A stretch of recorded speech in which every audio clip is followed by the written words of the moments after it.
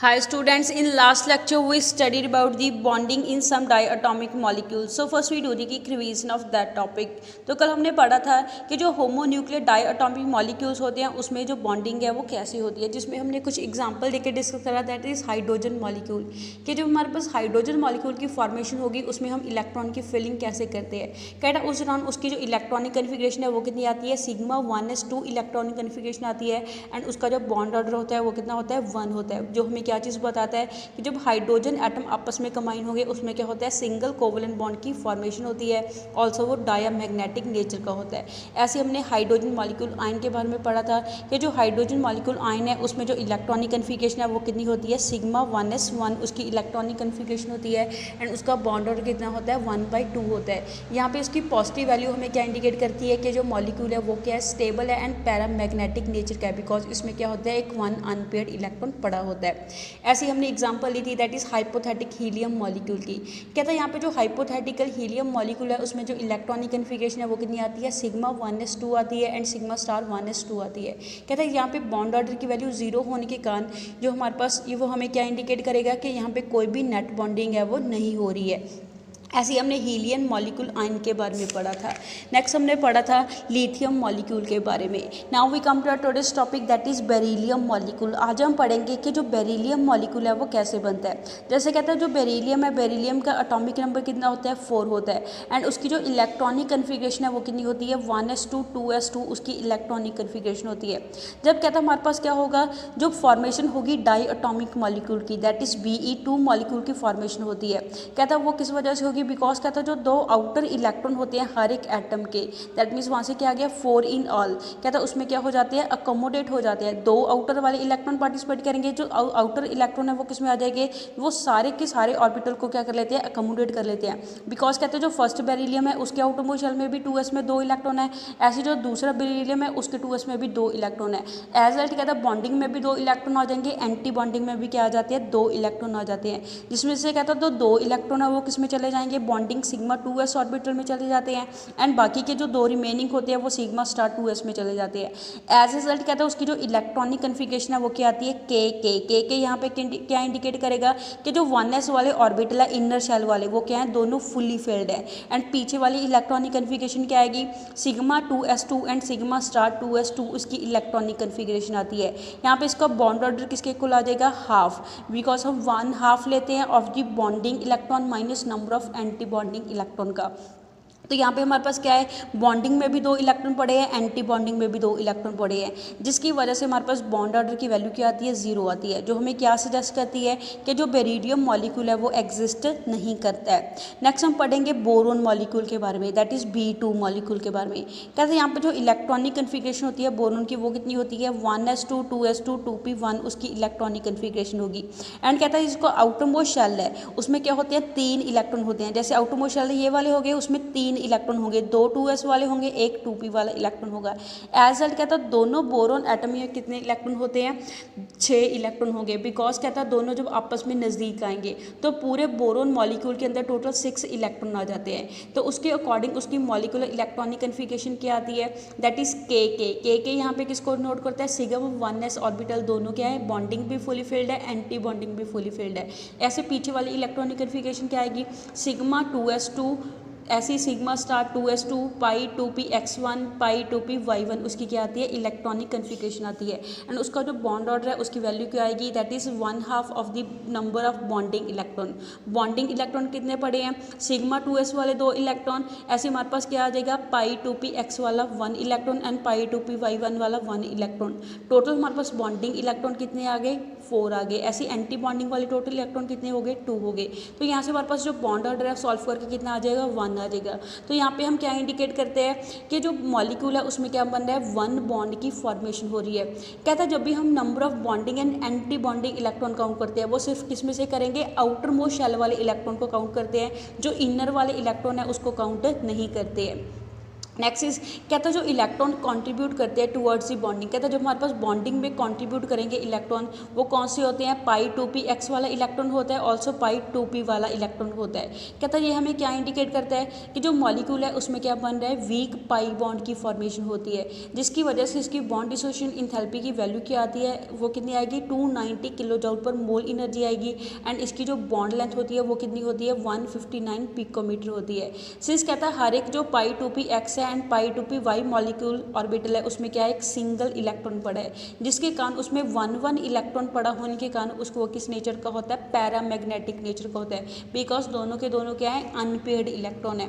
Next is हमारे पास है carbon molecule, के जो कार्बन मॉलिक्यूल है वो एग्जिस्ट करेगा या नहीं करेगा, उसको हम कैसे फाइंड आउट करते हैं। कहते हैं जो इलेक्ट्रॉनिक कन्फिग्रेशन होती है कार्बन की वो कितनी होती है, 1s2 2s2 2p2। तो कहता है जो यहाँ पे आउटर मोस्ट एनर्जी शेल है उसमें कितने इलेक्ट्रॉन होते हैं, 4 इलेक्ट्रॉन होते हैं, 2 2s वाले एंड 2 2p वाले इलेक्ट्रॉन। एज वेल कहते हैं जब हमारे पास किसकी फॉर्मेशन होगी, C2 मॉलिक्यूल की फॉर्मेशन होगी। टोटल हमारे पास क्या आएंगे, 2 कार्बन एटम जब आपस में नज़दीक आएंगे उस दौरान जो मॉलिक्यूल की फॉर्मेशन होगी उसके मॉलिक्यूल ऑर्बिटल में कितने इलेक्ट्रॉन पड़े होते हैं, 8 इलेक्ट्रॉन पड़े होते हैं। तो एज वेल कहता है वहाँ से जो इलेक्ट्रॉनिक कन्फिग्रेशन है मॉलिक्यूल की वो क्या आती है हमारे पास, के यहाँ पे के भी किसको डिनोट करता है, जो हमारे पास 1s वाले फुली फिल्ड ऑर्बिटल है उसको डिनोट करता है। पीछे वाली इलेक्ट्रॉनिक कन्फिग्रेशन क्या होगी, sigma 2s2 sigma star 2s2 पाई 2p x2 पाई 2p y2 इलेक्ट्रॉनिक कन्फिग्रेशन आ जाती है।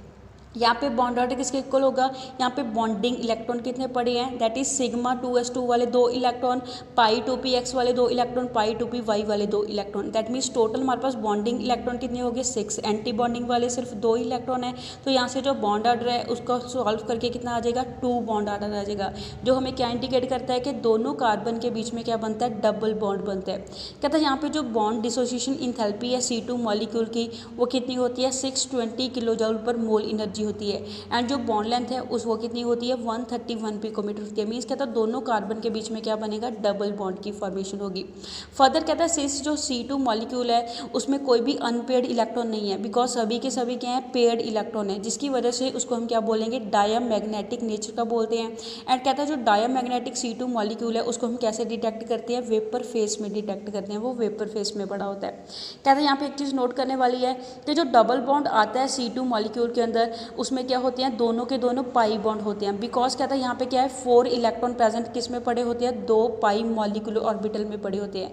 ऐसे कहता है 2 हमारे पास 2p x में पड़े होते हैं, ऐसे 2 2p y पे पड़े होते हैं। एज वेल कहता है वहाँ से हमारे पास क्या बनेगी, जो चारों इलेक्ट्रॉन है वो मिलकर क्या बनाएंगे, 2 पाई मॉलिक्यूलर ऑर्बिटल बनाते हैं। In most of the other molecules कहता है जो बाकी के मॉलिक्यूल्स होते हैं ज़्यादातर उसमें जो डबल बॉन्ड है वो किसकी वजह से बनता है, एक सिग्मा बॉन्ड होता है जबकि दूसरा क्या होता है, पाई बॉन्ड होता है। बट C2 मॉलिक्यूल के केस में दोनों के दोनों क्या होते हैं, पाई बॉन्ड होते हैं। नेक्स्ट हम पढ़ेंगे नाइट्रोजन मॉलिक्यूल के बारे में, दैट इज N2 मॉलिक्यूल। कहता है जो इलेक्ट्रॉनिक कन्फिग्रेशन होती है नाइट्रोजन एटम की वो कितनी होती है, 1s2 2s2 2p x1 2p y1 2p z1। And कहता है जो नाइट्रोजन मॉलिक्यूल है उसमें कितने इलेक्ट्रॉन होते हैं, 14 इलेक्ट्रॉन होते हैं पूरे मॉलिक्यूल के अंदर। बिकॉज कहता है हमारे पास क्या होता है, एक नाइट्रोजन के पास टोटल ओवरऑल कितने इलेक्ट्रॉन होते हैं, 7 इलेक्ट्रॉन होते हैं। एज ए कहता है हमारे पास क्या बनेगा, जब नाइट्रोजन मॉलिक्यूल की फॉर्मेशन होती है उस दौरान नाइट्रोजन मॉलिक्यूल में टोटल कितने इलेक्ट्रॉन होते हैं, 14 इलेक्ट्रॉन होते हैं। एंड उसकी कहता है हमारे पास इलेक्ट्रॉनिक कन्फिग्रेशन है वो क्या आ जाएगी, के sigma 2s2 sigma star 2s2 pi 2p x2 pi 2p y2 and sigma 2p z2 उसकी इलेक्ट्रॉनिक कन्फिग्रेशन आती है। कहता है इसकी जो फिगर है हमारे पास एनर्जी लेवल डायग्राम है वो हमें फिगर नंबर 60 में शो करी हुई है यहाँ पे। जैसे हम यहाँ पे क्या देखते हैं कि जो हमारे पास आउटर मोस्ट शेल वाले इलेक्ट्रॉन आपस में क्या करेंगे, कंबाइन होंगे। बिकॉज कहता है 1s तो फुली फिल्ड है, अगर 1s फुली फिल्ड होगा तभी बाकी के हम ऑर्बिटल की फिलिंग करते हैं, जिसके कारण कहता है हम 1s को ड्रॉ नहीं करते हैं। तो 1s को आप ड्रॉ कर भी सकते हो नहीं भी कर सकते हैं, बट ज़्यादातर हम 1s को ड्रॉ नहीं करते बिकॉज वो उसको हम अज्यूम क्या करके चलते हैं वो क्या है, फुली फिल्ड है। नेक्स्ट इज कहता है जो हमारे पास 2s वाला है, जब दोनों नाइट्रोजन एटम का 2s ऑर्बिटल आपस में कंबाइन होगा, दोनों नाइट्रोजन के 2s में 2 इलेक्ट्रॉन पड़े होते हैं। एज जेड कहता है नाइट्रोजन मॉलिक्यूल के क्या हो गया, टोटल 2s में 4 इलेक्ट्रॉन हो गए। जिसमें से 2 इलेक्ट्रॉन किस में चले जाते हैं, sigma 2s bonding molecular orbital में चले जाते हैं, एंड बाकी के 2 रिमेनिंग किस में चले जाते हैं, एंटी बॉन्डिंग में चले जाते हैं, date is sigma star 2s में चले जाते हैं। ऐसे कहता है जो 2p ऑर्बिटल है, 2p ऑर्बिटल में क्या होता है, 2px 2py 2pz तीनों में एक एक अनपेयर्ड इलेक्ट्रॉन पड़ा है। ऐसे दूसरे नाइट्रोजन के 2p में भी क्या पड़े होते हैं, 3 अनपेयर्ड इलेक्ट्रॉन पड़े होते हैं। जब कहता है आपस में नज़दीक आके हैं उस दौरान हमारे पास क्या बनेंगे, टोटल मिलके 6 ऑर्बिटल नए बनते हैं। 6 में से 3 क्या होते हैं, बॉन्डिंग मॉलिक्यूलर ऑर्बिटल होते हैं, जबकि बाकी के 3 क्या होते हैं, एंटी बॉन्डिंग मॉलिक्यूलर ऑर्बिटल होते हैं। जैसे हमें पता है कि हमें अब क्या करना है, 6 इलेक्ट्रॉन की फिलिंग कर रहे हैं। कहते हैं जब हम 6 इलेक्ट्रॉन की फिलिंग करेंगे तो सबसे पहले हम किस में फिलिंग करेंगे, लोअर एनर्जी लेवल में फिलिंग करेंगे। जैसे लोअर एनर्जी वाले कौन से हो गए, सबसे पहले हम 2px में एक इलेक्ट्रॉन फिल करते हैं, फिर दूसरा 2py में फिलिंग करते हैं, तो अभी भी दोनों में एक एक इलेक्ट्रॉन और आ सकता है। तो उसके बाद इसी को पहले क्या करेंगे, फुली फिल करेंगे। कहता है उसके बाद जो 4 इलेक्ट्रॉन फिल हो गया, अभी भी 2 रिमेनिंग बाकी है, वो किस में जाएंगे, हायर एनर्जी लेवल में जाएंगे, दैट इज सिग्मा 2pz में जाते हैं। एज रिजल्ट क्या था, वहाँ पे दोनों की क्या हो जाती है, पेयरिंग हो जाती है। कहता है वहाँ से हमारे पास जो इलेक्ट्रॉनिक कन्फिग्रेशन है वो क्या आएगी, नाइट्रोजन मॉलिक्यूल की, that is sigma 2s2 sigma star 2s2 pi 2px2 pi 2py2 and sigma 2pz2 उसकी इलेक्ट्रॉनिक कन्फिग्रेशन आ जाती है। एंड उसका बॉन्ड ऑर्डर किसके इक्वल होगा, दैट इज अब हम क्या काउंट करेंगे कि बॉन्डिंग इलेक्ट्रॉन कितने हैं। कहता है बॉन्डिंग इलेक्ट्रॉन टोटल कितने हो गए हमारे पास, 2 सिग्मा 2s वाले एंड 6 हमारे पास कौन से हो गए, ऊपर 2p वाले orbital, that is 2 pi 2px वाले, 2 पाई 2py वाले एंड 2 सिग्मा 2pz वाले।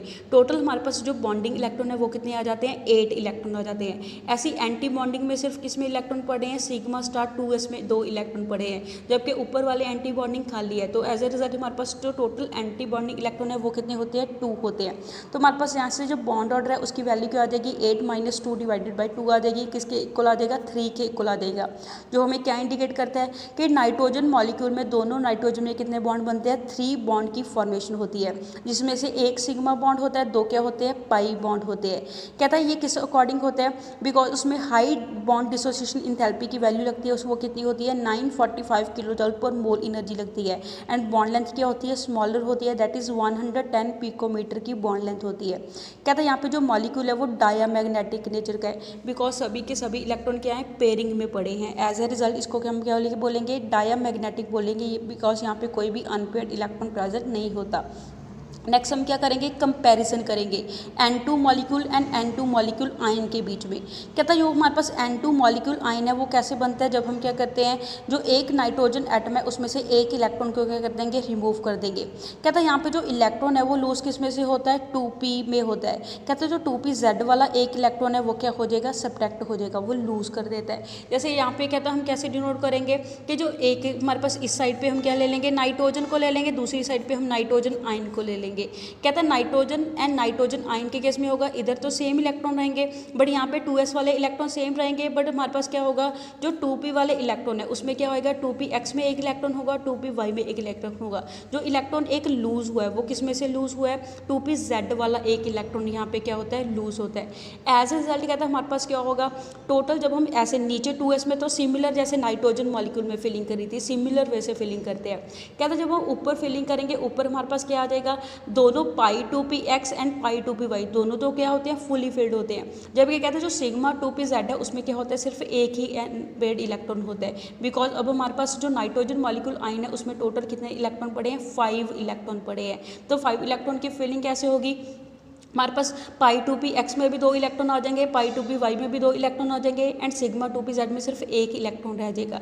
एज एल्ट कहता है वहाँ से जो नाइट्रोजन मॉलिक्यूल आयन है उसकी इलेक्ट्रॉनिक कन्फिग्रेशन क्या होगी, के किसको नोट करता है कि जो 1s है, बॉन्डिंग एंड एंटी बॉन्डिंग दोनों फुली फिल्ड है। उसके बाद इलेक्ट्रॉनिक कन्फिग्रेशन क्या आ जाती है, sigma 2s2 sigma star 2s2 pi 2px2 pi 2py2 and sigma 2pz1 electronic configuration आ जाएगी। कहता है यहाँ पे जो नाइट्रोजन मॉलिक्यूल आयन है उसका बॉन्ड ऑर्डर किसके इक्वल होगा, अब हम क्या काउंट करेंगे, number of bonding electron count करेंगे। कहता है नंबर ऑफ बॉन्डिंग इलेक्ट्रॉन जब हम काउंट करते हैं तो वहाँ से हमारे पास क्या आ जाता है, 2 सिग्मा 2s वाले एंड ऊपर हमारे पास जो 2p वाले कितने इलेक्ट्रॉन रह जाएंगे, 5 इलेक्ट्रॉन रह जाएंगे, बिकॉज एक इलेक्ट्रॉन आयन के कारण क्या हो गया, लूज हो गया।